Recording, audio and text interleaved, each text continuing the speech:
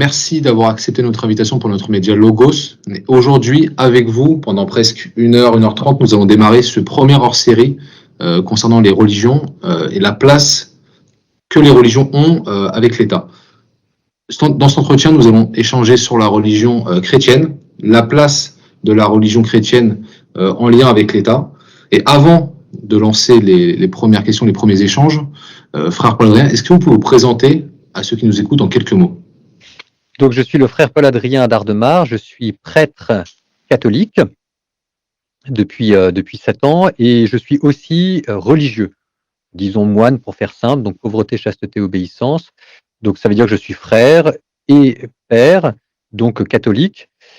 Et j'ai un apostolat, donc je parle de Dieu sur YouTube et sur Instagram. Donc, si vous tapez frère Paul-Adrien, vous vous tomberez directement sur ma chaîne. Voilà, abonnez-vous. Plus de 35 000 abonnés, non, si je m'abuse. 38 000 aujourd'hui. Très bien.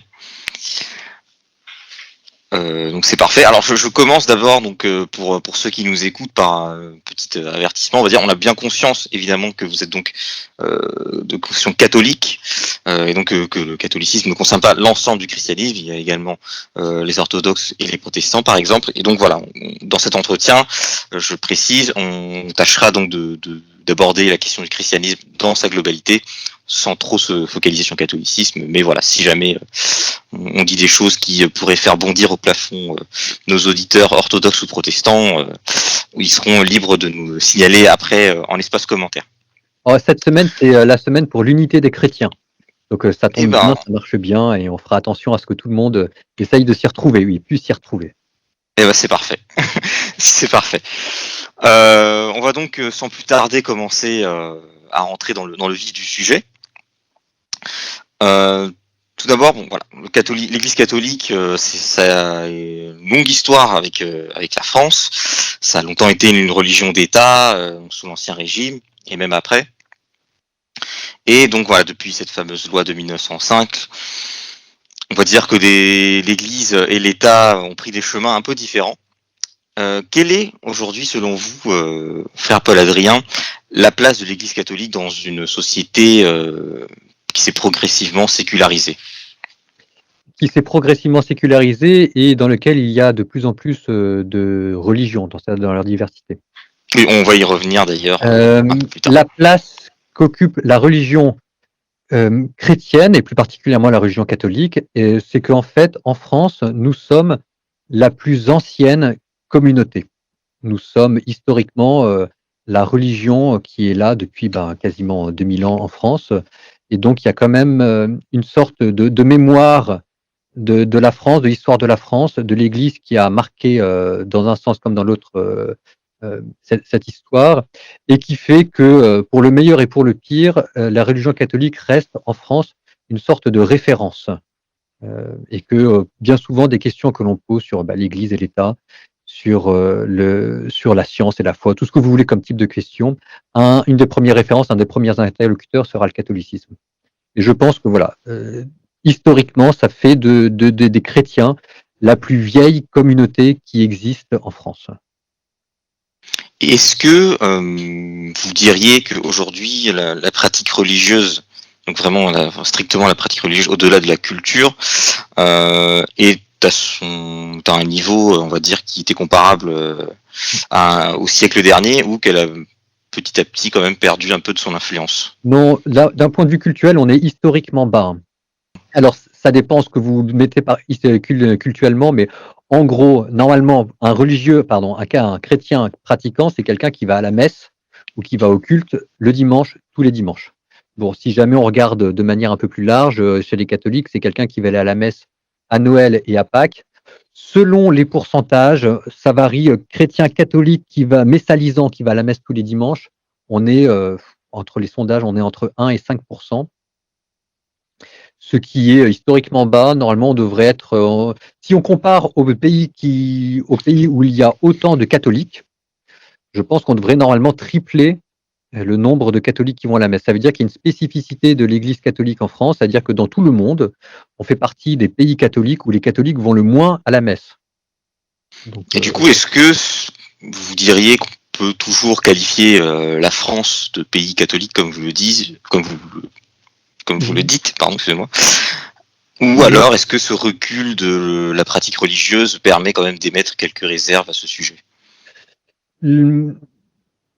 L'expérience que j'ai pu avoir des personnes que je côtoyais à gauche et à droite est que on a l'impression que la France est très largement déchristianisée et j'ai eu l'expérience contraire dans le sens où il y a quand même d'un point de vue culturel beaucoup plus de restes du christianisme que ce qu'on pourrait imaginer. Alors je ne sais pas si on peut encore dire que ça fait de la France un pays catholique ou un pays chrétien, probablement pas. Mais en tout cas, je sais bien qu'en ce moment, on a tendance à minorer en se disant, comme il y a un recul historique du christianisme, il reste plus grand-chose et ce n'est pas tout à fait l'expérience que j'ai pu en avoir au long de mes années de faire de catéchisme, de parler avec les gens, etc. Donc il y a encore un important vestige culturel. Bah, par exemple, là, vous voyez, il y a pas si longtemps que ça, il y avait la galette des rois. Alors je sais bien que dans la tête de beaucoup de personnes, c'est difficile de faire le lien entre la galette des rois, le roi mage. Quand j'étais jeune, il y avait encore des fèves où c'était le petit bébé Jésus. Puis ensuite, on a eu Georges Marchais. Et puis ensuite, on a eu des bouteilles de Coca-Cola. Mais il y a quand même, voilà, les gens plus ou moins savent qu'il y a un lien entre la religion chrétienne et l'épiphanie. Donc il y a encore des choses d'un point de vue culturel. Et qu'est-ce qui, selon vous, a précipité, on va dire, ce recul progressif, malgré tout, de la pratique religieuse dans la vie de tous les jours des Français? Qu'est-ce qui a contribué à ça? Est-ce que c'est une hausse, on va dire, des modes de vie un peu contraires à la religion, si je puis dire, donc une pensée un peu plus consumériste, ou est-ce que c'est lié à d'autres facteurs? Il y a beaucoup de facteurs, hein. Donc ça fait partie des réflexions constantes de savoir d'où tout est lié. Ce sera difficile de savoir exactement qui est en le haut du panier, mais vous avez cité le consumérisme, qui est un très bon exemple. Je pense que ça fait partie d'une des principales causes pas de la déchristianisation, mais de la déreligiation. Bon, bref, du fait que les gens sont moins religieux, ça veut dire que avant, les gens côtoyaient la mort de manière quasiment quotidienne, ils ne la côtoient plus. Avant, les gens avaient un niveau de vie qui faisait qu'ils ne vivaient pas dans le confort, ce qui n'est pas vrai. Avant, il n'y avait pas les télévisions, donc il n'y avait pas téléfoot, etc. le dimanche matin. Ce qu'il faut se dire, c'est que par exemple, au Moyen-Âge, il n'y avait pas le cinéma, il n'y avait pas le théâtre, et que les seuls lieux où on pouvait, entre guillemets, se divertir, c'était en assistant à des grandes messes, ou des grandes représentations religieuses. Donc, avec toute une sécularisation de la culture, avec l'avancée, ce qui est très bien, de la médecine, avec la science qui a répondu à de nombreuses questions, l'intérêt que donne la religion paraît moins évident aux yeux de certains. On le retrouve quand les gens sont à nouveau confrontés avec des décès, avec des deuils. Donc on appelle ça, quand je faisais du catéchisme, on appelait ça la pastorale de la grand-mère. C'est-à-dire qu'il y avait toujours un moment où l'enfant de 12 ans voyait sa grand-mère qui mourait, et là, on s'apercevait que bah oui, on n'était pas éternel. Bon, ça fait partie des vraies choses de fond. Après, il y a aussi des loupés de l'Église catholique. Donc, par exemple, au niveau liturgique, je ne suis pas sûr que l'Église catholique soit dans ses plus grands fastes et dans sa plus grande attractivité. Vous regardez, par exemple, la religion protestante est plus attractive que la religion catholique. Donc, d'ailleurs, peut-être que ce qu'on vient de dire serait à revoir, par exemple, du point de vue orthodoxe et du point de vue protestant. Je pense que les protestants, en tout cas les évangéliques, sont plus pratiquants que les catholiques et que ça tient en partie au fait qu'ils ont une liturgie, donc une manière de prier le dimanche qui est plus attractive avec des musiques culturellement plus modernes. Bon, qu'est-ce qu'il pourrait y avoir d'autre encore? Alors après, il y a les faux dossiers, hein, la science et la foi, le lourd passé historique de l'histoire de l'Église. Quand on regarde dans les détails, on s'aperçoit que c'est quand même beaucoup plus subtil et beaucoup plus nuancé qu'il n'y paraît. Je pense que la question de fond, c'est quand même des conditions de vie plus confortables, ce qui est une bonne chose, mais ce qui fait aussi que les gens se posent moins de questions, ça c'est clair aussi. Probablement aussi un recul de la culture religieuse, mais culture tout court. Les gens ne connaissent plus forcément l'histoire. Enfin bon, bref, il y aurait plein de choses. Mais je ne sais pas si ça répond à votre question. En tout cas, il n'y a pas de consensus clair, hein. Ce qui est sûr, c'est qu'il y a énormément de causes qui expliquent le recul. Et effectivement, il y a énormément de causes, et notamment ce qu'évoquait Christophe et ce que vous avez dit sur l'aspect consumériste, même au-delà sur l'amélioration de la qualité de vie. qui peut être une des raisons de la, disons, décroissance démographique de la religion, mais néanmoins, si on compare avec d'autres religions, il y a d'autres religions qui, elles, sont croissantes en termes de démographie, que ce soit en France ou même dans d'autres pays, et qui pourtant sont sujettes également à ce rapport consumériste d'amélioration du niveau de vie. Alors, il faut voir, parce que je pense par exemple que chez les protestants, c'est sensiblement équivalent aux petites nuances qu'on a apportées. Donc, ils ont un culte, je pense, qui est plus moderne, en tout cas au niveau de la musique, donc ça marche mieux. Après, dans les autres religions, vous avez le New Age, ou tout ce qui est pratique associée. Donc ça, c'est peut-être la grande religion de substitution en France. Méditation, yoga, etc. Qui se marie assez bien avec des conditions de vie confortables. J'ai quand même l'impression que ça reste une sorte de religion de luxe. C'est pas tout le monde. Ça veut dire que c'est dans certains milieux sociaux, j'ai l'impression. Il faudrait voir, statistiques à l'appui. Mais ça, c'est clair que ça se développe et ça se marie très bien avec une mentalité consumériste. C'est-à-dire que vous allez choisir votre professeur de yoga, vous allez choisir la manière dont vous mangez, vous ne mangez pas, vous allez choisir tel texte de tel moine bouddhiste qui vous plaît. Ça marche très bien. Alors après, évidemment, l'autre grande religion, c'est l'islam. L'islam, on est dans une autre problématique. Ça veut dire que il y a des questions que l'on se posait qui ne se posent pas du tout. Il y en a d'autres qui. Donc, par exemple, au niveau de la pratique, là, vous allez regarder peut-être pas forcément les gens qui vont aller à la mosquée, mais par exemple le Ramadan. Et le Ramadan, ce qui est compliqué, c'est que c'est autant une pratique religieuse qu'une pratique culturelle ou sociale. Donc, en fait, ce qui, entre guillemets, protège l'islam, c'est le fait qu'il y ait une communauté beaucoup plus homogène, beaucoup plus structurée, beaucoup plus forte, qui amène avec elle à la fois des pratiques religieuses, des pratiques sociales, des pratiques alimentaires, et que ça forme un tout cohérent. C'est-à-dire que quand vous êtes musulman, vous changez de manière de manger, vous changez de manière de prier, vous changez même de langue sacrée. Donc, il y a un aspect beaucoup plus communautaire chez les musulmans que chez les chrétiens, qui va à la fois les protéger contre une évolution de la société de laquelle ils vont pas forcément se retrouver, qui va aussi amener, ça je le voyais quand je faisais du caté chez les enfants issus de traditions musulmanes, qui va aussi amener des questions beaucoup plus tendues. Le rapport entre la modernité et la religion musulmane se fait de manière parfois encore plus violente. Donc ça, c'est encore un petit peu tôt, hein. Ça vient d'arriver il y a 50 ans, l'islam, il y a 50-60 ans, n'existait pas vraiment en France. On va voir ce que ça va encore donner dans un siècle. L'islam avait aussi pu bénéficier d'un côté assez attractif, c'est-à-dire jeune, dynamique, où on propose des repères. Vous avez des questions, on vous donne des réponses. Ça, c'était assez fort, j'ai l'impression, il y a 20, il y a 30 ans, avec la mauvaise publicité qu'il y a eu avec les déviations fanatiques qu'il y a pu avoir à Daesh, etc. Je pense que ça a probablement desservi la réputation de l'islam en France par ricochet et que le phénomène d'attractivité de l'islam est moins fort en ce moment en France que ça ne l'a été il y a 20-30 ans. Tout ça serait à voir avec des statistiques. Ça, je vous dis comment je ressens les choses, mais ça vous donne peut-être un panel des différentes religions. C'est ce que je pense, c'est une opinion, tout ça serait à confirmer à coup d'enquête sociologique. Ce que je vous dis là, c'est plutôt mon ressentiment d'homme de terrain confronté à des hommes, à des athées, ce qu'on peut voir aussi, c'est que j'ai l'impression que l'athéisme est en recul. Alors, on n'arrête pas de nous dire que la France est un pays de plus en plus athée qui ne croit pas. Donc, on nous dit que, par exemple, il y a un sondage qui nous explique que la moitié des Français ne croient pas en Dieu. Je n'ai pas regardé exactement le sondage. Ce qui est compliqué, c'est qu'on ne sait pas très bien ce que ça veut dire que ne pas croire ou que de croire en Dieu, parce qu'on peut croire en plein d'autres choses que Dieu.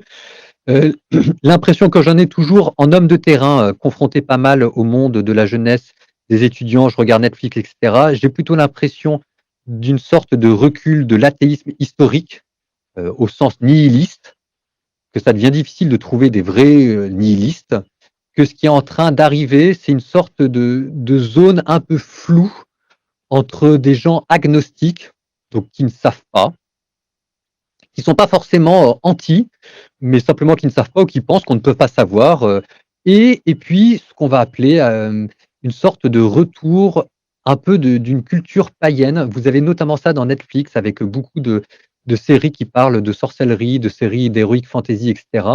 est en train de se développer dans l'imagination populaire des gens quelque chose qui s'apparente à un retour du paganisme, un peu comme dans l'humanisme au XVIIe siècle, où vous aviez un retour des grands mythes historiques. Donc là, par exemple, l'exemple type étant Percy Jackson, qui sont des très bons films, hein.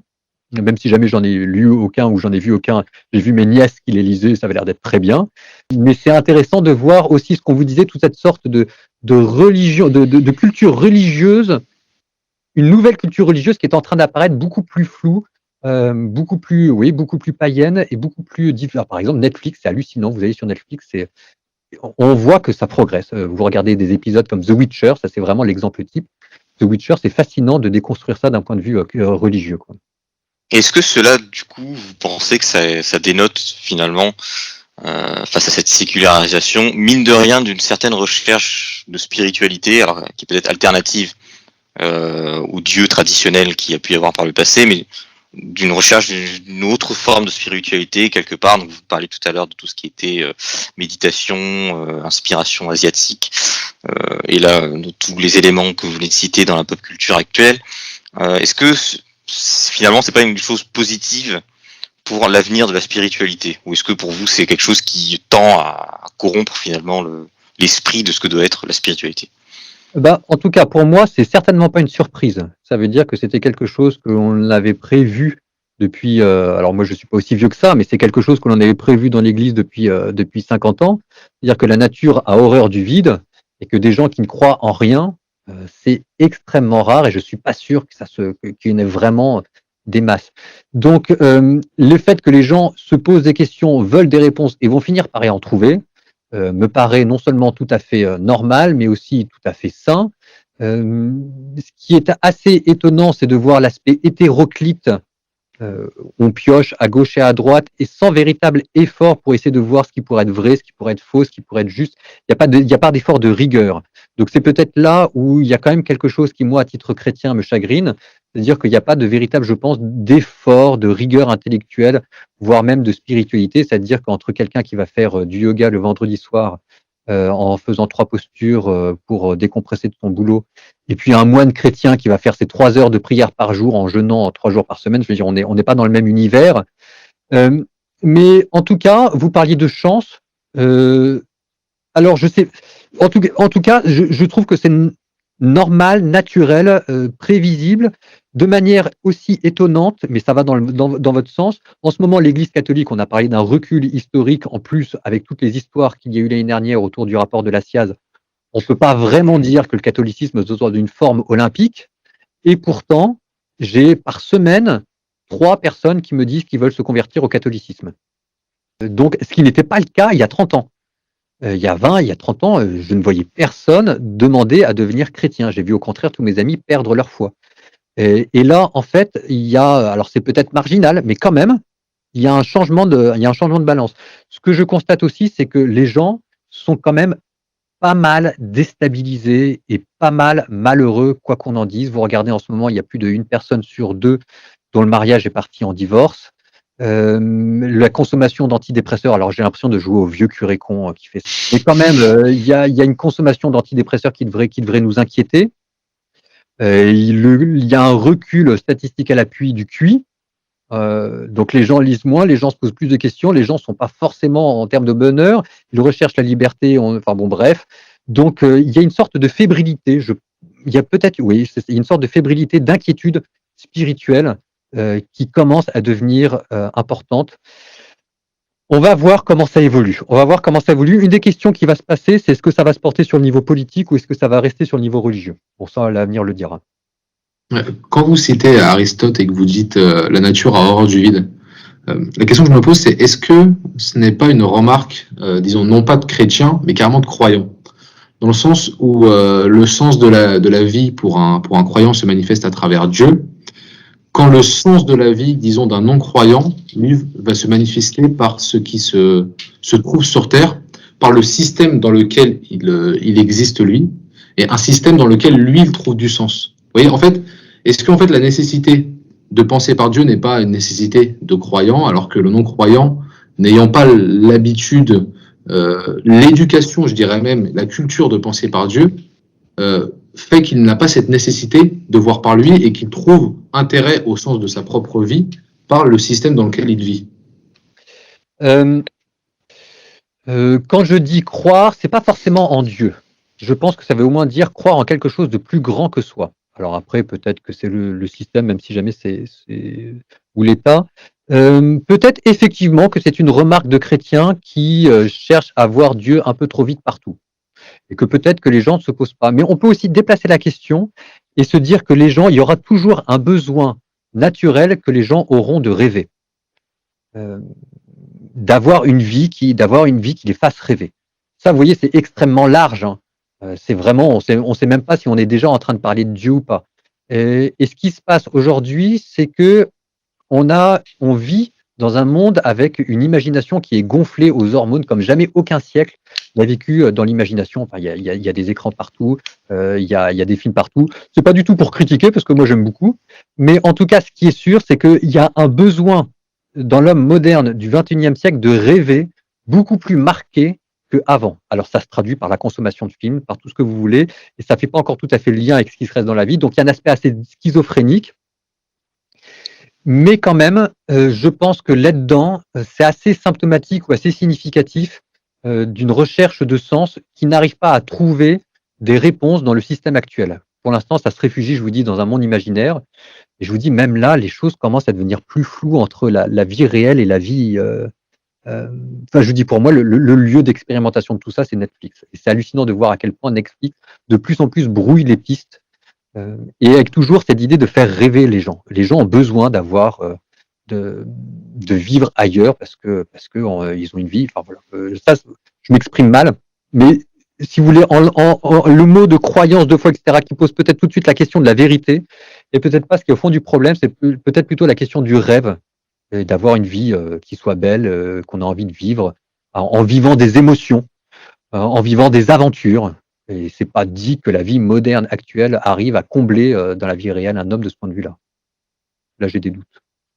Et ça inquiète, vous, du coup, je vous fais représentant du coup de l'Église, mais est-ce que ça inquiète l'Église, de manière générale, de perdre entre guillemets cette influence-là? Est-ce que vous êtes dans une dynamique de reconquête, c'est-à-dire d'aller chercher toujours plus de personnes, ou est-ce qu'il y a une certaine fatalité à se dire bon, les gens se sont peut-être détournés de la religion, on laisse faire, on regarde, et puis si l'envie leur en prend, ils reviendront vers nous, ou sinon, tant pis.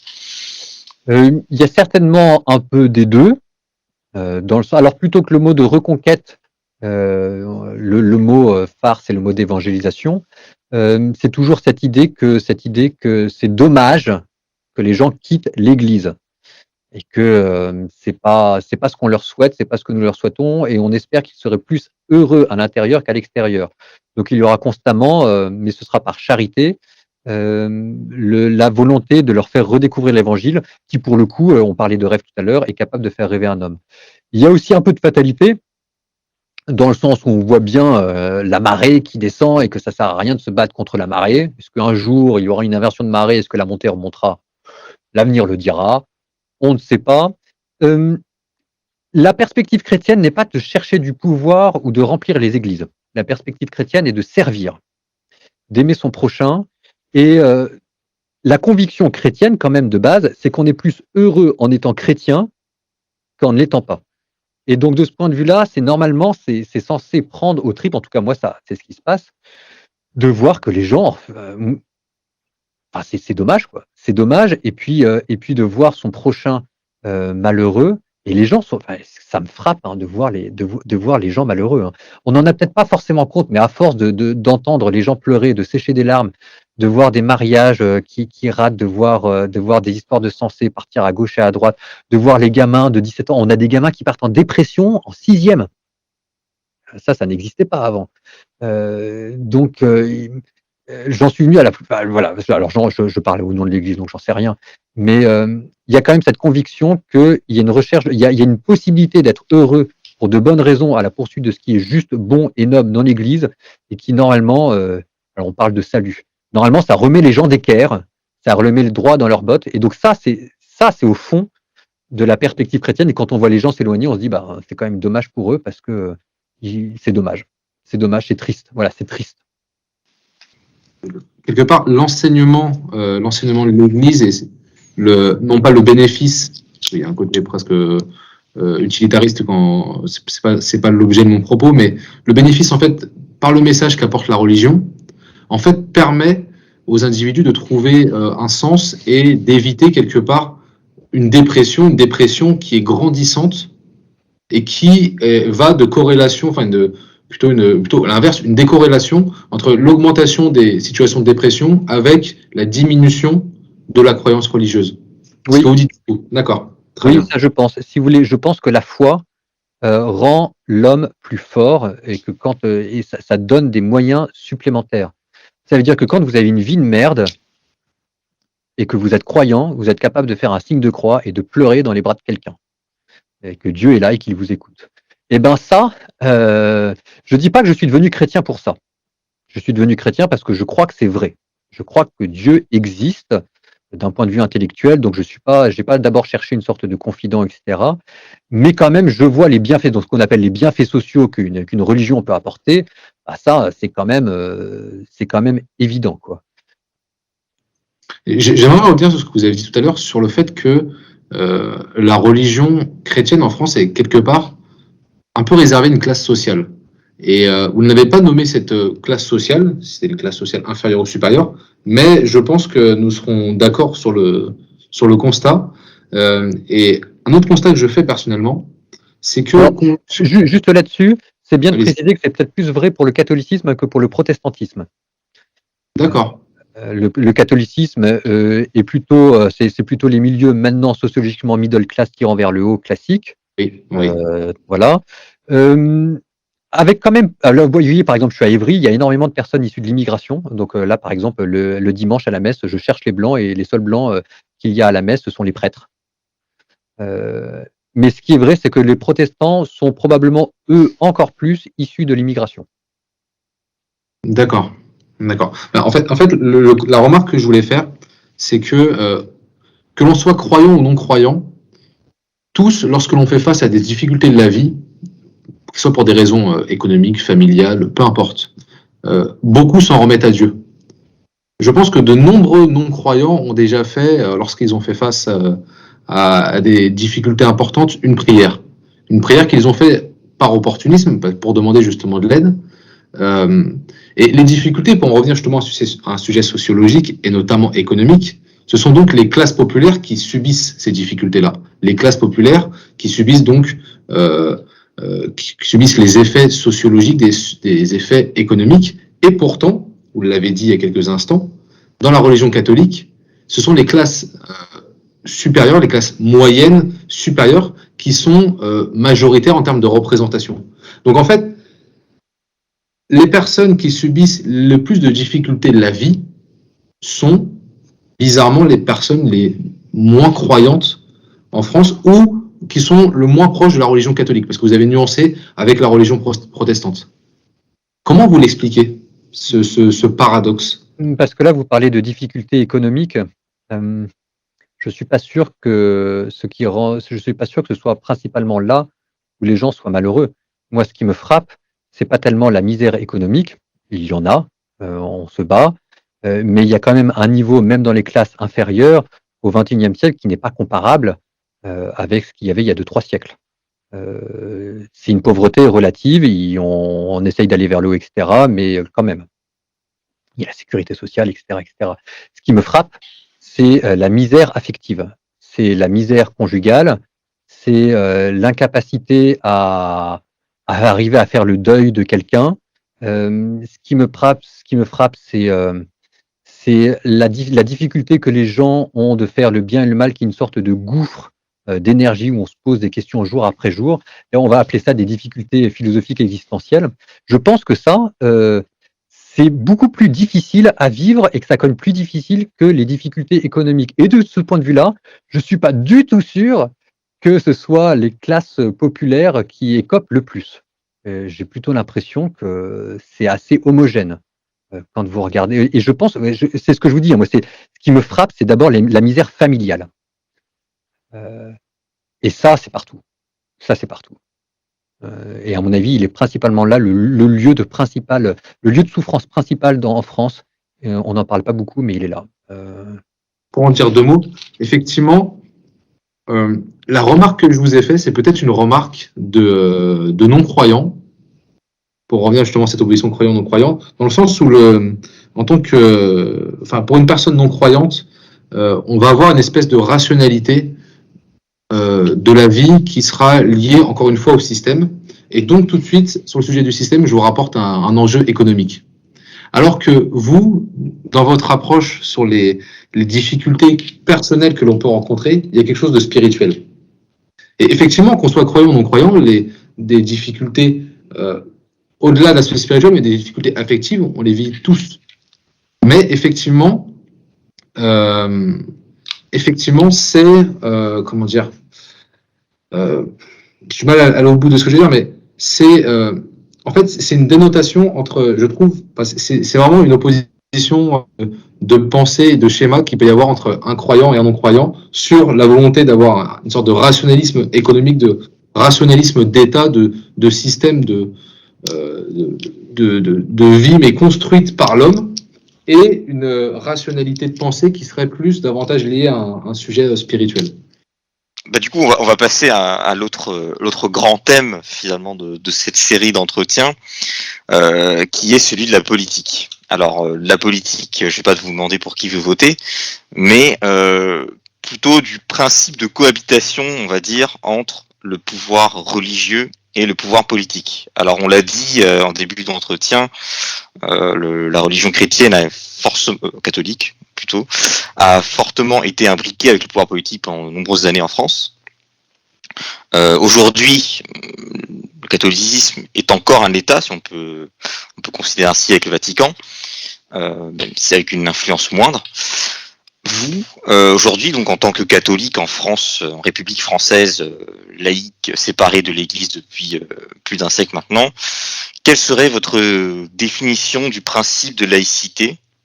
Et est-ce que c'est une notion qui pour vous est souhaitable et est-ce qu'il faut tendre vers ça, ou alors est-ce que pour vous c'est quelque chose qui est un petit peu flou et qui est peut-être un objet politique avec lequel vous voudriez prendre des distances?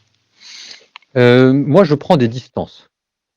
Alors, le principe de laïcité, je trouve ça très. En gros, que l'État ne subventionne pas des religions ou alors qu'elles ne prennent pas parti, c'est très bien. Enfin, c'est très bien, je sais pas, mais j'ai rien contre, je comprends. Vive la France. Ce que je trouve simplement, c'est que je fais partie d'un ordre religieux qui a été chassé de France au moment de la Révolution. On est revenu un peu en catimini à la fin du XIXe siècle. On s'est refait chasser de France en 1905 avec la loi de séparation par l'État. On est revenu un petit peu en catimini après la Première Guerre mondiale avec la fameuse réconciliation dans les tranchées. Ce qui fait que dans mon ordre, on a encore hérité de ça, une sorte de traumatisme. Les couvents dans lesquels j'habite ne sont toujours pas à nos noms, c'est toujours encore avec des associations parallèles, dans l'hypothèse où on se ferait à nouveau chasser de France. Alors, je vous coupe juste un instant. Oui. Quel est votre ordre, du coup, pour aussi Les frères, l'ordre des prêcheurs dominicains. Mais c'est vrai des dominicains, c'est vrai en fait de tous les ordres religieux. Alors c'est peut-être la mémoire longue de l'Église, hein, mais les franciscains c'était pareil, les jésuites c'était pareil, etc. Donc si vous voulez, on s'en a pris pas mal plein la figure. La laïcité qui consiste à ne pas regarder les choses, à ne pas s'intéresser aux religions, empêche les hommes de se donner d'instruments pour comprendre ce qu'est vraiment la religion. Elle n'arrive pas à envisager qu'il puisse y avoir une mentalité religieuse à côté d'une mentalité laïque. Elle n'arrive pas à comprendre qu'il puisse y avoir une mentalité pour qui les textes sacrés sont plus importants que les textes politiques. Par exemple, même pour moi, l'évangile est plus important que beaucoup d'autres choses. Elle n'arrive pas à donner les moyens pour que l'on comprenne ça et que l'on puisse faire des choix éclairés et que la religion en France soit aussi un chemin de culture. Bon. Mais pour tout ça, pour vous dire, je suis assez dubitatif. C'est peut-être ça ce qu'il faut retenir, c'est que je suis assez dubitatif sur la laïcité qui, je pense, ne comprend pas ce que c'est qu'une religion. Mais du coup, est-ce que pour vous, c'est chimérique finalement la laïcité? Qu'est-ce que vous Je pense que c'est naïf. Apporteriez? Je pense que c'est naïf. Qu'est-ce qu'il faudrait apporter du coup à ce par principe, exemple, en tout cas pas à ce principe, mais... Par exemple, si jamais je vous demande combien d'heures dans une scolarité, un enfant va étudier le christianisme? Le christianisme, pas au sens des moines au Moyen Âge, hein, mais combien d'heures dans la scolarité un enfant va lire la vie du Christ? D'un point de vue historique, vous entendez? Ou d'un point de vue historique, ou même on prend un texte de l'Évangile et puis on parle de Jésus, son message. Il n'y a pas forcément besoin de dire que pour les chrétiens, c'est ceci, qu'il est mort et qu'il est ressuscité, etc. Mais on étudie Jésus. Combien d'heures dans la scolarité d'un enfant on va étudier Jésus? J'imagine 0. Bon, il y en a peut-être une, je crois. Il y en a peut-être une en 6e. Et puis ensuite, ils ont le temps de l'oublier. Bon, donc, et puis pareil pour Mohamed. Pareil pour d'autres religions, etc. Mais ça veut dire quand même que quelque chose qui structure la vie, la mentalité, l'intellect de plus de la moitié des Français est totalement passé sous silence d'un point de vue scolaire. Ça veut dire que un musulman ne va jamais connaître la vie du Christ, un chrétien ne va jamais connaître quasiment la vie de Mohamed, un athée ne va jamais se poser ces questions-là, et donc il y a une méconnaissance totale de ces enjeux qui fait qu'on véhicule de plus en plus de clichés et de fantasmes. Et que ça, c'est dangereux, parce que les fantasmes donnent l'occasion à des gens violents ou à des gens peu modérés de s'exprimer, et c'est là où je parle de naïveté. C'est que à ne pas rentrer, à refuser de mettre les mains dans le cambouis, eh ben, on va finir par avoir un moteur qui va marcher de moins en moins. Donc il faut donner aux gens la capacité de connaître leur religion. Par exemple, quand je faisais mes cours d'éducation religieuse, donc on faisait pendant toute l'année de 4e, on étudiait l'islam, et c'était la seule fois dans la scolarité où il y allait avoir 15 heures consacrées à l'étude de l'islam. Et le collège était en majorité musulman, et c'était moi qui apprenais aux musulmans, en très grande partie, les fondements de leur religion. Et j'essayais de le faire, j'espère que je le faisais bien, et c'était important pour qu'ils comprennent. Et c'est là où je parle de naïveté, c'est que à rester à l'extérieur, il y a une sorte de dégradation de la connaissance des religions qui va entraîner des problèmes et qui est déjà en train de les entraîner. C'est-à-dire, vous regardez la manière dont les gens parlent, dès qu'on parle de religion, ça part tout de suite dans les tours, tout le monde s'attrape, on part tout de suite dans les clichés, les fantasmes. On n'arrête pas de dire que la personne en face de vous est un facho ou un réactionnaire, ou alors qu'il connaît rien, etc. Et ça, je suis très préoccupé. Ça, je suis très préoccupé parce qu'il y a un climat social qui est en train de se dégrader, et au long cours. Et ça, Oui, voilà. c'est intéressant ce que vous dites, parce que petite anecdote personnelle, du coup, quand j'ai parlé autour de moi de ce sujet de série d'interviews qu'on allait faire, j'ai eu des réactions qui me disaient mais tu veux déclencher une guerre, ça va se taper dessus, ça va se parler. Donc notre objectif et mon objectif aussi à titre personnel, c'était aussi de prouver qu'on pouvait parler de ce sujet de manière totalement pacifiée, posée, et d'avoir un échange, on va dire, constructif, comme vous dites. Du coup, pour revenir sur ce que vous avez dit, si je comprends bien, en fait, au nom de la laïcité, on a totalement voulu laisser de côté les sujets liés à la religion, au nom justement de la séparation entre l'Église et l'État, et du fait que finalement la laïcité est un synonyme de non-reconnaissance de la thématique religieuse, et des signes même religieux, et que la volonté de dépasser les sujets religieux et de ne plus en parler fait que les personnes qui n'ont pas cette culture, cette éducation religieuse, donc entre guillemets, disons clairement les non-croyants, a pour conséquence qu'ils ont donc une absence de connaissance de la religion et donc un comportement vis-à-vis de la religion qui serait entre guillemets radical, dans le sens où dès qu'une personne viendrait parler de la religion, le non-croyant viendrait à dire ah non, ton dogme religieux radical, quelque part une sorte de mépris qui viendrait s'exprimer de la part du non-croyant envers le... D'accord. Non seulement du non-croyant envers le croyant, mais j'ajouterais aussi du croyant envers les autres croyants.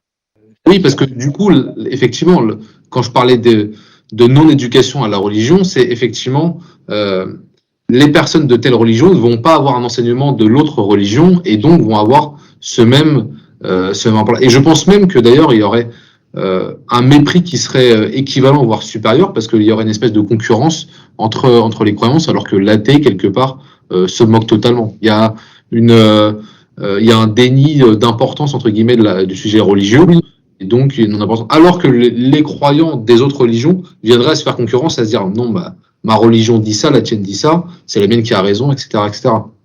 C'est exactement ça. Je pense que derrière la laïcité qui, à la base, est quelque chose de bien, à savoir on ne prend pas parti ou pas trop parti ou on refuse, de dire qu'il y a une religion de référence et cetera. Je ne sais pas si c'est bien, en tout cas, j'en prends acte. Et puis voilà quoi, on a décidé que ce serait comme ça en France. Mais je soupçonne qu'il y a derrière aussi une certaine forme de mépris. Comme si la religion n'était pas digne d'intérêt et qu'on allait reléguer ça dans la sphère privée parce que ça vient polluer, les entreprises où on ne parle pas de ça, parce que ça vient polluer l'école, parce que ça ne vient pas de ça, parce qu'on n'a pas à parler de ça. Et alors ce que je soupçonne derrière, c'est que c'est là où on parlait de naïveté, c'est qu'en fait derrière ce mépris, il y a aussi une certaine peur à ouvrir la boîte de Pandore. En se disant, c'est que comment est-ce qu'on va faire pour aborder le problème tout de suite si tout de suite les gens vont partir, jouer aux gens choqués ou au contraire aux gens choquants. Hem et c'est là où il y aurait peut-être du courage à avoir pour se forcer à parler de ça et à pouvoir c'est un objet d'étude comme les autres et à partir du moment où ça structure la vie de plus de la moitié des Français, il faut que ça trouve sa place, heu il faut que ça trouve une place dans la vie publique et dans D'accord. l'éducation et cetera. Et donc ça m'amène à une autre question qui reste dans le thème hein, de politique et de religion. Euh, Il y a, on peut pas le nier, du coup, une certaine proximité entre la politique et la religion, alors à différents niveaux. Hein, ça peut être par l'intronisation officielle d'une religion comme religion d'État. Alors c'est plus le cas en France, mais ça l'est encore dans d'autres pays. Ou alors une proximité dans on va dire dans les thèmes ou dans les grands sujets débattus. Est-ce que pour vous, cette proximité entre politique et religion, dans les thèmes, là pour le coup, on va plutôt prendre le cas de la France, est-ce que c'est une bonne chose ou est-ce que pour vous, alors je vais citer l'Évangile, vous me direz si je le fais bien ou pas, mais je prendrai le passage où Jésus dit donc de rendre à César ce qui est à César et à Dieu ce qui est à Dieu. Est-ce que vous pensez qu'il faut nécessairement séparer la vie publique, c'est-à-dire les affaires, la loi des hommes, si je peux dire ça comme ça, et l'affaire spirituelle, donc la vie spirituelle, la loi de Dieu. Alors pour un chrétien, c'est pas tout à fait possible, parce que la vie spirituelle, la vie de Dieu n'est pas que intérieure et que normalement ça doit aussi se traduire par une manière de se comporter en société. Donc en fait, pour le dire autrement, il y a une recherche du bien qu'on espère aussi pouvoir porter dans la sphère politique. Un chrétien a quand même ce doux rêve, qui est peut-être un peu utopiste, mais que le lieu de la politique, c'est pas simplement un lieu de compromis ou de pouvoir ou de recherche d'efficacité, mais c'est aussi le lieu d'un bien particulier, d'un épanouissement particulier, que ça correspond à une volonté de Dieu, que c'est Dieu qui a voulu qu'il y ait de la politique. Vous citiez l'Évangile. Tout de suite après, vous avez le Christ qui va dire à Pilate qu'il est roi, mais qu'il n'est pas roi de ce monde. Et puis encore, vous avez dans Saint Pierre, les institutions qui existent ont été voulues par Dieu. Donc à la fois, il y a ce rapport de distance, parce qu'on pense que la politique n'a pas forcément à tout gérer dans la religion et que la religion n'a pas à tout gérer dans la politique. Pour dire les choses autrement encore, la politique a son autonomie propre, sa logique propre, et ce qui demande à être respecté, comme la science. De la même manière que la religion n'a pas à s'occuper de science, parce qu'elle suit sa logique propre, de la même manière, le christianisme n'a pas à s'occuper de politique parce elle suit sa logique propre. Mais ce qu'on pense, c'est que sa logique propre, c'est tourner elle aussi vers le bien. Alors, la science vers le vrai, la politique, ce qu'on appelle vers le bien commun. Donc il y a des choses qui relèvent uniquement de la politique, qu'on ne peut demander qu'à la politique, qu'on va demander qu'à la politique. Alors en ce moment, là où ça porte un petit peu, c'est dommage parce que ça, ce sont des sujets plutôt clivants. Bah alors si, par exemple, en ce moment, le grand lieu d'ailleurs qui coince le pape, le grand sujet politique du pape, c'est les migrants, qui n'arrêtent pas d'en parler, ce qui a un peu tendance à énerver les catholiques français, parce que les catholiques français se disent: «Mais enfin, qu'est-ce qu'il vient nous expliquer, l'Europe alors qu'il vient d'Argentine?» Et en même temps, le pape fait son boulot de pape et donc c'est très bien. Donc voilà, par exemple, le sujet en ce moment que le pape porte, qui est l'immigration, doit être traité par la politique. Ça, c'est le point de vue du pape. Vous en auriez d'autres en ce moment. C'est plutôt, en ce moment, la marotte des catholiques en France, probablement aussi des protestants, c'est les questions liées à la famille et à la bioéthique. Alors là, pour le coup, c'est curieux, parce que autant l'immigration dans la tête d'un chrétien relève de la politique, et c'est à la politique de s'en occuper, pour dire on n'en accepte pas, on les intègre comme ci, on les intègre comme ça, etc. Mais ça relève de manière claire de la politique. Autant pour un chrétien, les questions de famille, de bioéthique ne devraient pas relever de la politique. Ça veut dire que, par exemple, les questions de la GPA qui devraient arriver, un catholique ne comprend pas d'où est-ce que ça peut arriver dans un programme politique. Donc il aura l'impression d'une sorte de politisation des mœurs sociales. Et donc là, par exemple, vous allez avoir l'effet contraire, vous allez avoir les catholiques en tout cas qui d'une certaine manière aimeraient bien qu'il y ait moins de politique là-dedans. Est-ce qu'il y aurait d'autres sujets sur les sujets purement économiques? Il n'y a pas vraiment de consensus ni de débat dans le monde catholique. J'ai quand même l'impression que tout le monde voit un peu comme il veut les choses, avec quand même une sorte de consensus qui est de se dire que la dérégulation financière est quand même problématique. On parlait encore d'autres combats politiques. Alors ça, c'est plutôt la CEF, la Conférence des évêques de France, qui est très axée pour l'Europe. Donc, typiquement, la construction européenne, c'est quelque chose qui relève de la politique et uniquement de la politique, mais ça n'empêche pas que on trouve que c'est bien. Justement, on trouve que c'est bien. Et donc, les évêques vont demander aux catholiques d'être particulièrement attentifs à cet effort-là. Et ensuite, ils vont laisser la paix aux catholiques, aux chrétiens qui sont engagés en politique, pour dire la construction européenne, il faudrait qu'elle soit plutôt comme ci ou plutôt comme ça. Ça, pour le coup, c'est pas le boulot des évêques. Mais du coup, il y a donc des sujets sur lesquels l'Église se positionne officiellement. Donc, vous l'avez dit tout à l'heure, tout ce qui concerne la bioéthique, et puis même d'un point de vue des questions migratoires, etc. Est-ce que, du coup, les chrétiens, donc les catholiques, même les chrétiens de manière générale, peuvent avoir donc une pluralité d'opinions politiques sur tous les sujets que vous venez de décrire, sans qu'ils soient, je dirais, alors peut-être pas officiellement bien sûr, mais blâmés, ou alors considérés comme mauvais chrétiens, parce que ne suivant pas, on va dire, ce que dit l'Église officiellement sur ce sujet. Il n'y a pas beaucoup d'interdits. Donc ça veut dire en fait, ce qui serait le couperet, ce serait par exemple, si tu votes ça, tu n'as pas le droit de venir communier à la messe. Point. Alors là, ça veut dire que vraiment. Donc en gros, ou alors tu n'as plus le droit de te dire catholique ou tu n'as plus le droit de te dire chrétien. Comme cas, vous ne pouvez pas être franc-maçon et catholique. Ça, l'Église vous dit que c'est pas possible. Il faut choisir, c'est incompatible. Historiquement, il y a eu le communisme. Encore qu'il y a eu beaucoup de chrétiens communistes, donc il faudrait voir.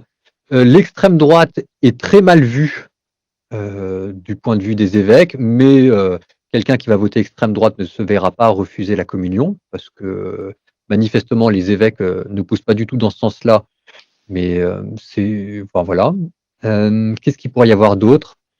Là où ça va devenir compliqué, c'est quand on va. C'est toujours la question qui revient présidentielle après présidentielle. C'est sur les questions de la bioéthique. Mais donc, par exemple, est-ce qu'on a le droit de voter pour quelqu'un qui va légaliser la GPA? Je vous dis ça parce qu'en ce moment, chez les catholiques, c'est un peu le traumatisme, qu'est-ce qui va se passer, etc. Mais je n'ai pas entendu parler de gens qui seraient excommuniés, etc., parce qu'ils auraient voté pour tel partisan. Par contre, vous voyez, Joe Biden, il y avait des questions en Amérique, parce que comme sur la question de l'avortement, est-ce qu'il avait encore le droit d'être catholique ou pas?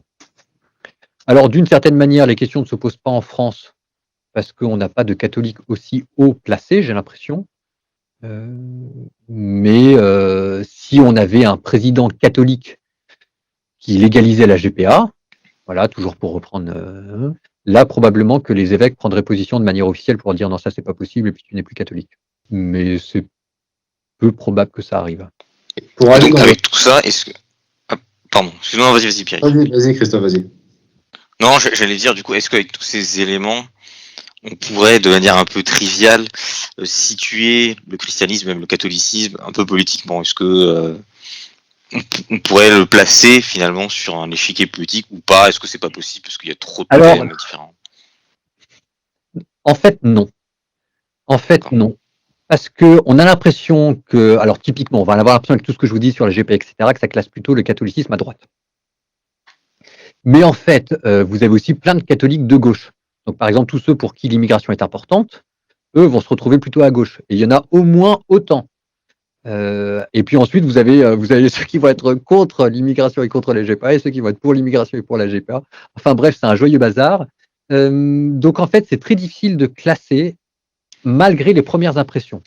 Je prends quelque chose de différent, je prends le pape. Quand le pape est arrivé au pouvoir, on avait l'impression de quelqu'un de gauche parce qu'il était très porté vers les questions sociales, vers l'immigration. Et quand on regardait dans le détail, quand il commence à vous parler du diable, quand il commence à vous parler de la nécessité de promouvoir une culture de la famille, etc., on se dit, mais qu'est-ce que c'est que cet affreux réac? En fait, et, et, et en fait, c'était tout simplement, j'ai l'impression, un chrétien. Donc, il y a des choses, ça se passe pas comme ça. Il y a des sensibilités et ça ne correspond pas tout à fait ni à la gauche ni à la droite. À un D'accord. moment donné, ça déborde. Pour aller dans le prolongement de la question que Christophe vous avait posée tout à l'heure, est-ce qu'on peut être en fait un bon chrétien et un bon républicain en 2022 en comparaison avec le citoyen français des siècles derniers où régnait la monarchie de droit divin, et donc une époque où la religion était davantage dans la vie du citoyen, et au-delà même dans la vie du citoyen, était dans la vie du système. Oui, oui. C'est aussi difficile d'être un bon citoyen, un bon républicain, un bon français en ce moment que ça l'a été d'être un bon, comment on veut dire par républicain, on dit quoi dans ces cas-là, un bon sujet, oui, un bon sujet au XVIIe siècle ou au XVIe siècle. C'est-à-dire que ce qu'il ne faut pas oublier, c'est que, alors il y avait peut-être plus de facilité, mais il y avait peut-être aussi plus d'hypocrisie. Peut-être que la religion était moins pure ou alors qu'elle pouvait servir à plus d'arrivisme social. En ce moment, on aura du mal à considérer que la religion soit un facteur d'arrivisme social. Donc, d'une certaine manière, ce qu'elle a perdu en pouvoir, elle l'a gagné en pureté, j'ai l'impression. Et que de toute façon, à partir du moment où l'enjeu n'est pas d'avoir ou d'exercer du pouvoir, mais de servir, il y a autant de mérite à servir un roi chrétien qu'à servir une république française, pourvu que cette république française veille à l'épanouissement de ses citoyens, ce qu'on peut raisonnablement espérer. Donc de ce point de vue-là, ça ne change strictement rien. Et c'est en fait exact. Ce qu'il ne faut pas oublier, c'est que dans la tête d'un catholique, le modèle de base, ce n'est pas le Moyen-Âge ou les monarchies de droit divin. Le modèle historique du catholicisme, c'est l'Empire romain. C'est de là d'où on parlait au tout début, on disait qu'on était une vieille communauté. Donc nous, on a forgé notre théologie, on a forgé nos premières pratiques dans l'Empire romain. L'Empire romain était une république, elle n'était pas chrétienne. Beaucoup de chrétiens ont terminé en prison et ça n'avait pas l'air de les traumatiser outre mesure et ça ne les empêchait pas de servir ou de s'engager pour l'État romain. Vous regardez l'histoire des premières communautés chrétiennes, il y avait déjà des hauts fonctionnaires, il y avait déjà, c'est très étonnant. Donc en fait, si vous voulez, alors c'est ça ce qui est intéressant, c'est que si vous regardez le mouvement de bascule historique, en ce moment, ce qui est en train d'arriver pour un Français, c'est qu'il est en train de se remettre dans la peau d'un chrétien de l'Empire romain. Donc, alors si vous regardez sur ma chaîne, j'avais fait une vidéo sur Chantal Delsol, la fin de la chrétienté, qui reprend exactement ça. Tout ce qu'on se dit là sur les questions de laïcité, sur les questions d'exercice du pouvoir, etc., c'est en fait un retour au 4e, 5e siècle, avant que le christianisme ne devienne une religion d'État. Et donc, on parlait aussi de culture pop, païenne, etc. Là encore, il y a une sorte de grand retour de balancier avec la Rome antique. Il y a beaucoup de points communs, beaucoup de différences aussi, mais beaucoup de points communs qui se mettent en place. Et donc là, en fait, dans la tête d'un catholique, c'est un nouveau logiciel ou un ancien logiciel qui est en train d'être réactivé. Ce qu'on appelait les grands témoins du 1er siècle. Donc en fait, un catholique qui a fait son deuil du Moyen-Âge, qui a fait son deuil de la grande démocratie chrétienne des années 50, de toutes ces questions-là, ne se retrouve pas d'un point de vue intellectuel dépourvu, n'est pas désemparé. Dans la tête des chrétiens, les gens sont en train de retomber sur leurs pattes et on est en train de réactiver ce vieux modèle de l'implication du christianisme dans l'Empire romain et que ça marche assez bien. Est-ce qu'on pouvait être un bon chrétien dans l'Empire romain? Manifestement oui. Ça a même été les meilleurs probablement. Donc ça, oui. Allons-y gaiement. Ça, c'est l'avantage d'être une vieille communauté dans un pays, c'est que on a des antécédents historiques pour le meilleur ou pour le pire, mais on a des antécédents historiques et ça permet de faire des analogies.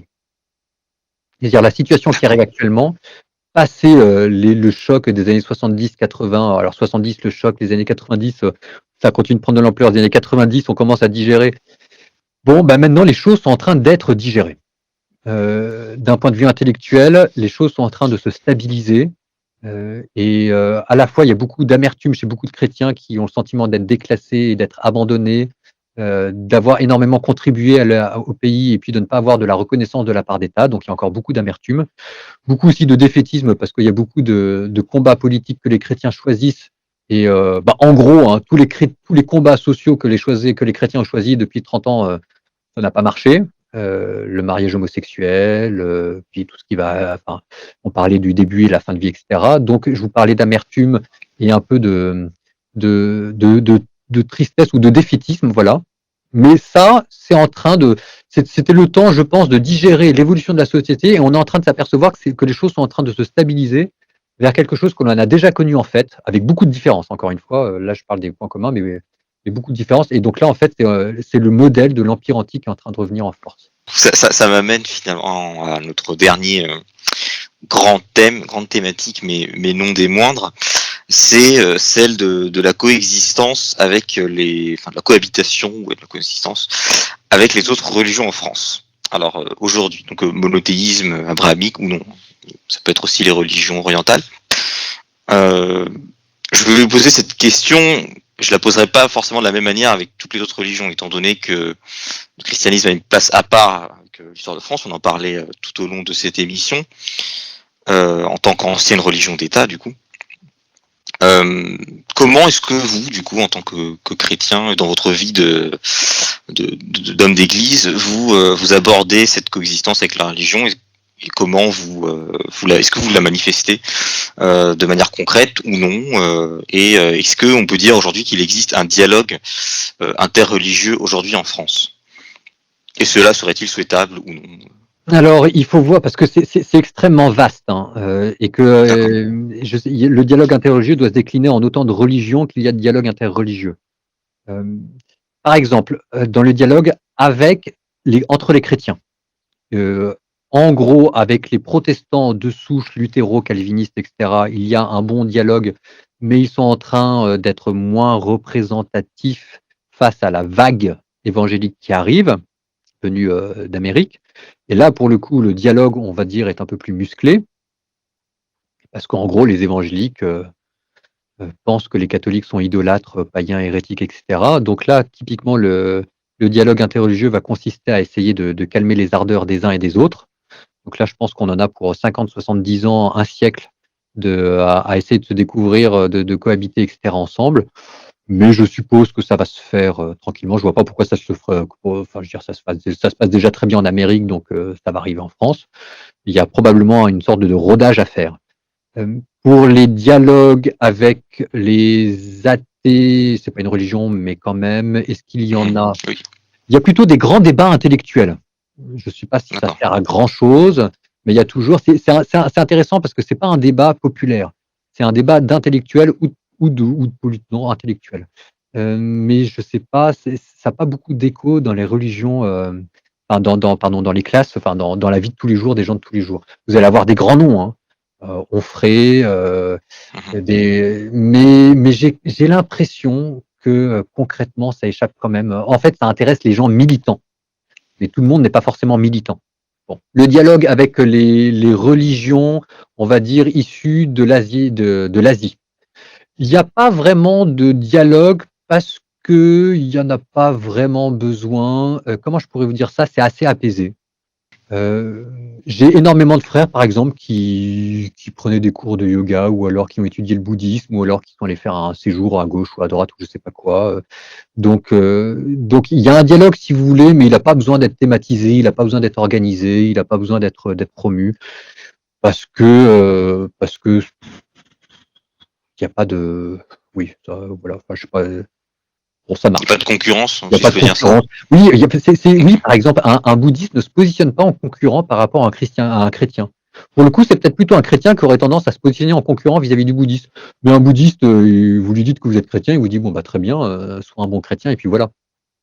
C'est assez déstabilisant parce que moi c'est pas forcément comme ça, ben, ouais, ça fait peut-être toute la gloire ou tout l'honneur de Bouddhisme. Enfin, je sais pas, c'est très rare en tout cas. Donc, il n'y a pas forcément de dialogue parce qu'il n'y en a pas besoin.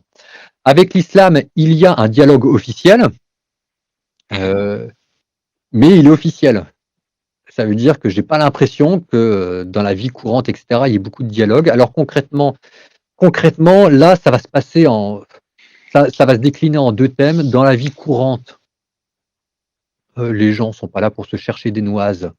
Et je ne sais pas s'il va y avoir un dialogue, mais en tout cas, il va y avoir une sorte de coexistence pacifique. Mais entre les militants, là, c'est compliqué. Entre les militants chrétiens d'un côté et les militants musulmans de l'autre, là, il y a quelque chose à surveiller. L'expérience, ça fait partie. Les chrétiens ont peur des musulmans. Et peut-être qu'il y a quelque chose ici, si vous voulez comprendre ce que c'est la mentalité chrétienne, il faut comprendre ça. Les chrétiens ont peur des musulmans. Parce qu'ils ont en tête beaucoup de pays. Ils ont en tête beaucoup de pays où les chrétiens s'en prennent plein la figure de la part des musulmans. Et donc, dans la tête d'un chrétien, il y a cette peur de se dire, si les musulmans sont majoritaires en France, nous sommes les prochains, on va s'en prendre plein la gueule. On n'est pas là pour savoir si d'un point de vue historique ou pas. C'est vrai, hein, je suis pas là en train de... je vous dis pas c'est vrai, c'est pas vrai, etc. J'essaye simplement de vous faire comprendre ce qui se passe dans la tête d'un chrétien. Et un chrétien a peur. Ça explique beaucoup des questions sur l'immigration. Ça explique beaucoup de choses sur le dialogue interreligieux. Donc là, il y a, si vous voulez, de la part des chrétiens, il y a un dialogue. Il y a un appel constant de la part des évêques à plus de fraternité, plus de compréhension, plus de connaissances, qui est relayé par le clergé. Qui est relayé, par exemple, c'est ce que je fais aussi sur ma chaîne, qui essaye d'être relayé parmi les chrétiens, mais là, il y a encore quelque chose qui n'est pas calmé, et que tant que ce sera pas calmé, on pourra pas le faire. C'est cette sorte de peur diffuse. Et voilà, et ça, c'est l'enjeu du dialogue, à mon avis, interreligieux entre chrétiens et musulmans. Et de ce point de vue-là, les chrétiens sont sur l'expectative, sur la vigilance. Ils se demandent encore qu'est-ce qui va arriver dans 50 ans. Ils n'ont pas la réponse et j'ai pas la réponse. Donc ça, si vous voulez, ça vous donne le véritable enjeu du dialogue interreligieux. Et je pense que je pense qu'en disant ça, je suis fidèle à ce que pense un chrétien. Encore une fois, c'est pas... Oui. Voilà. Et par rapport au judaïsme, par rapport au judaïsme, on n'a pas parlé. Par rapport au judaïsme, il y a une sorte de fascination des chrétiens envers les juifs, parce que Jésus était juif et parce qu'il y a une sorte de culture juive. C'est génial d'entendre un juif qui vous parle de ces histoires, etc. Il y a quand même toujours un côté des paysans amusants, je ne sais pas comment vous dire. Enfin, c'est toujours un peu juif. Donc il y a une fascination pour la culture juive. Le sentiment aussi que les Juifs ont beaucoup souffert et qu'à ce titre-là, ils ont le droit d'avoir des égards particuliers, ce qui est vrai. Et puis, voilà. Là où il va y avoir une difficulté avec les Juifs, par exemple, ça va être en Israël. Mais là, on se place d'un point de vue politique. Ça veut dire que pour les chrétiens qui s'y intéressent, le sort des chrétiens à Jérusalem, par exemple, n'est pas mirobolant, quoi. Mais là, si vous voulez, on est en train de passer du côté de la religion juive à la politique juive. Donc c'est autre chose. Pour un juif français vivant en France, en tout cas, j'ai pu entendre de la part de chrétiens des propos durs envers les musulmans. J'en ai pu entendre envers les athées. J'en ai pu entendre envers les évangéliques. J'en ai pas entendu sur les juifs. Donc en fait, oui. Mais sur les deux remarques que vous avez faites sur les craintes qu'il peut y avoir vis-à-vis des chrétiens, des chrétiens vis-à-vis des différentes religions, donc principalement des musulmans ou alors des juifs, c'est justement sur l'aspect politique. Les musulmans, vous avez dit que c'est justement le regard que les chrétiens ont dans les pays à majorité musulmane et du traitement que les chrétiens peuvent avoir là-bas. Et concernant le regard que les chrétiens ont concernant la vie des chrétiens en territoire à majorité juive, c'est justement le traitement que les chrétiens ont notamment en Israël. Mais l'aspect politique, il est compréhensible. Il est normal. Et je pense, c'est peut-être mon point de vue, je pense qu'il y a moins de crainte vis-à-vis des juifs que vis-à-vis des musulmans, parce que les juifs sont, en termes de démographie, sont beaucoup moins importants que les musulmans. Et la question que je voulais vous poser, c'est, effectivement, l'aspect politique est important, mais est-ce que le message et la foi qui est véhiculée dans chacune de ces religions ne devrait pas permettre de dépasser cette crainte politique et devrait permettre justement aux différents croyants de se rapprocher? C'est pas forcément le sentiment que j'en ai. Il y a une volonté, c'est ce que les chrétiens aimeraient. Je pense que c'est aussi ce que les athées aimeraient.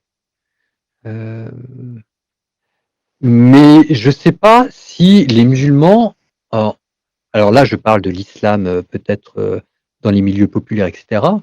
Je sais pas s'il y a cette volonté de se rapprocher. Il faut avoir été c'est ce que je faisais quand j'enseignais ou quand j'étais prof ou quand j'étais en contact avec des enfants musulmans. Il faut avoir vu un enfant, qu'est-ce qui est impur pour un musulman? Réponse de l'enfant de 6e, les mécréants. Ça, il faut l'avoir entendu.